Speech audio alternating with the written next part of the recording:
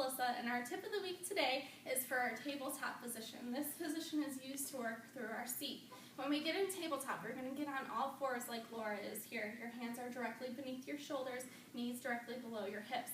Initially, when we get into this position, you want to round out this lowermost spine by pulling your core in and up. Hips are pulled forward in our usual tuck position.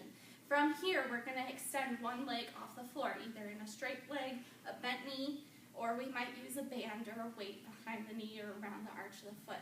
We want to make sure that our hips stay nice and level when we're doing this. In order to do that, you can put more pressure on one hand than the other. The foot that's in the air, you'd put more pressure on that hand to keep a nice, even tabletop position, keeping that lower spine rounded. We're working through the glutes in this position, so you're contracting your glute muscle for the pulse up. From here, we're either going to pulse up, we could lift and hold. We pulse to a place called the midline, which is across our body, squeezing the tops of those thighs together. We can also take it to a turned out position from the hip, but you want to be careful not to rotate those hips too much, but you're rotating the leg.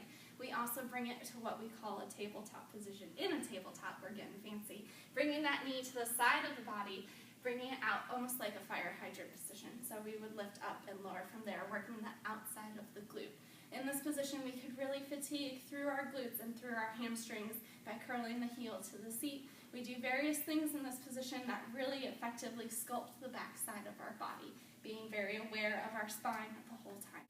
We do offer modifications for the tabletop position. If tabletop does bother your wrists or your arms become fatigued, you can always come down to your forearms like Laura is here, really focusing on that back when you're down on those forearms, keeping those hips tucked, core tight, and lower back rounded. But you can do our entire tabletop exercises on this forearm